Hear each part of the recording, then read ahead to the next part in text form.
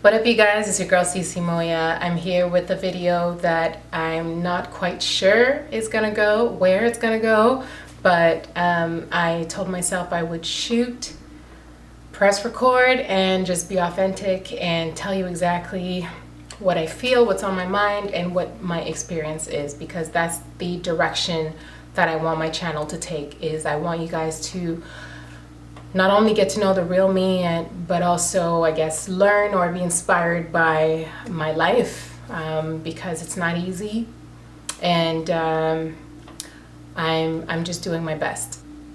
I would say the scariest thing, being not only a single mom but to a child with sickle cell disease, the scariest thing is not only am I faced with the fears of a first-time mom, which means, you know, when she has like a skin rash, or when she's coughing a certain way, or when she's not swallowing properly, we freak out. Anyway, I freak out because I don't know what's going on. You don't always know what's going on when it's your first time.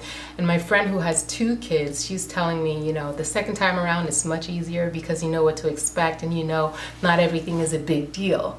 But so I'm dealing with the first time fears, and on top of it, there's a sickle cell, you know, plug in the equation. So I don't know if something is related to sickle cell. I don't know if, you know, sometimes it might be a crisis and I can't tell, kind of thing. And that's very scary.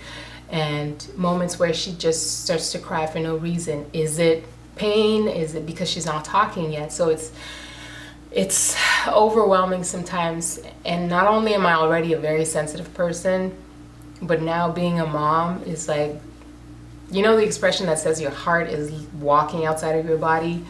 That's literally what I feel every day.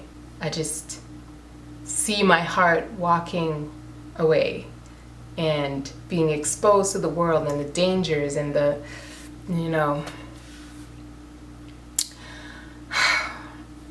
But despite all of it, yes, I do choose.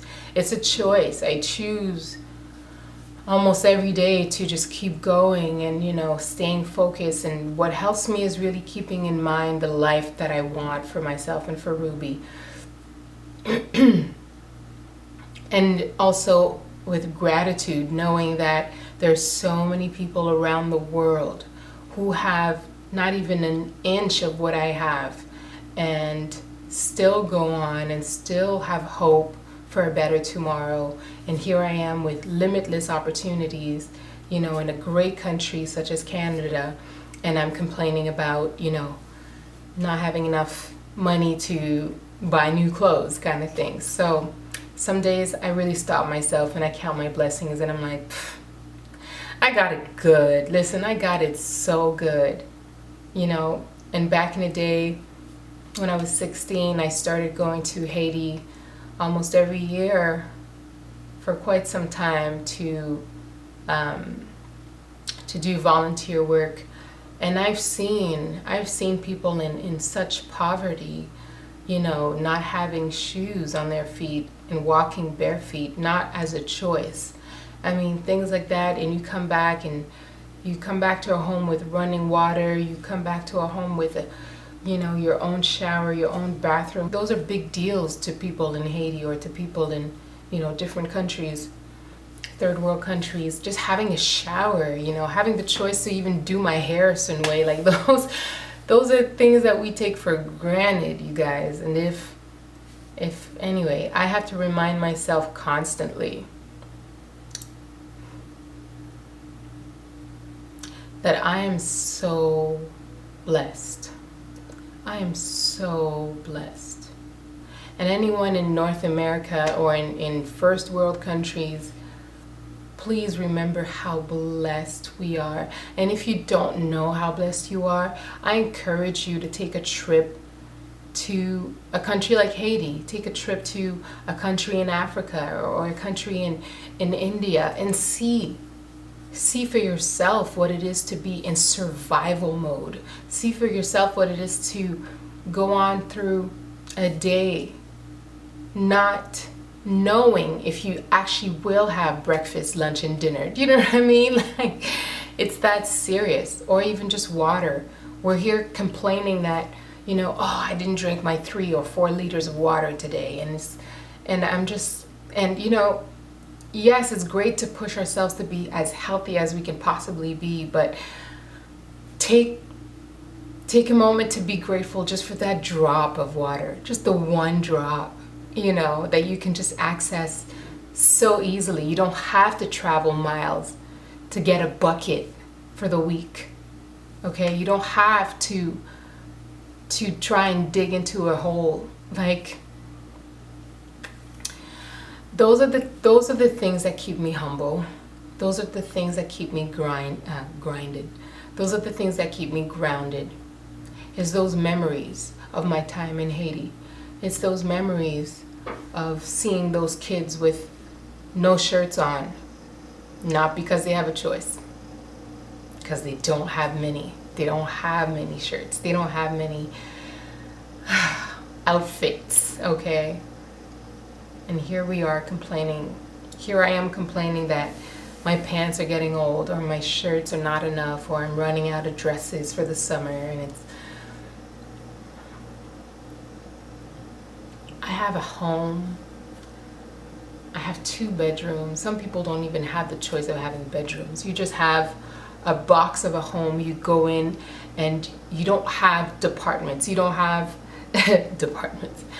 You don't have different locations within the home. You have your home, and it's the one room for 6 people, and that's it. And I look at that and I'm like, I have stairs.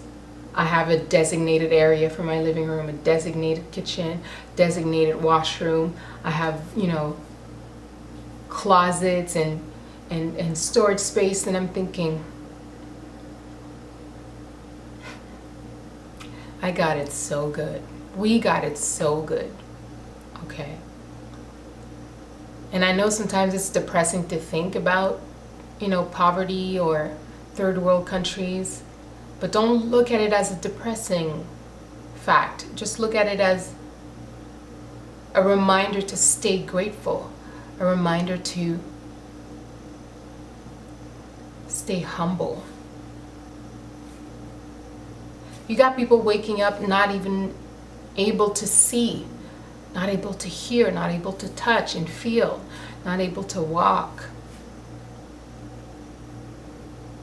And I was watching a show where this lady had no vision. She lost her sight when she was a teenager, I think, and now there's this new technology where, you know, it's kind of like glasses, but it looks like almost like a robot pair of glasses, and they put it on her for her to see for the first time.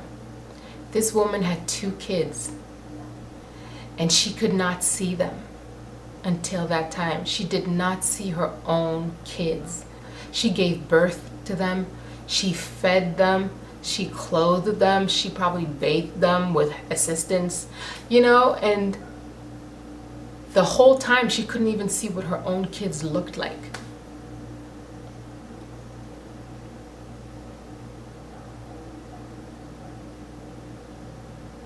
So for the first time when she tried those glasses on, she was able to see her daughters, their eyes, their noses, their mouths, their hair, and she was so overwhelmed.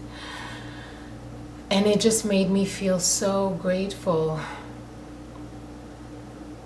that even sight, just the sight, just being able to see things, I take for granted. I take for granted that I can speak clearly. I take for granted that I can eat whatever I want, whenever I want. The fact that we even have a choice to diet in this country, you guys, the fact that weight loss is a goal is crazy. Anyway, that's my humble rant about how I stay humble and how I stay grateful to God for life, for family, for love, for education, for opportunities, for food, for water, for air, for my sight, for my hearing, my taste, my touch, for the littlest things, for my daughter, even for sickle cell disease. I'm grateful to sickle cell disease. The more I persevere and the more I see that sickle cell can be managed with natural remedies, the more I become confident. I'm gonna close by saying this. A friend of mine emailed us the other day to share his thoughts on the fact that we only have so much time to live. The average life expectancy in Canada is about 82 years old. The average life expectancy in the US is about 79 years old. I'm 32 years old. Oh, I'm 31.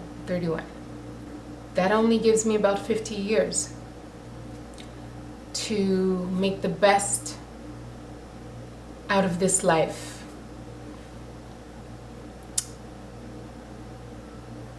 And if there's one regret, is that I wish I started earlier in life to appreciate what I have, appreciate who I am, and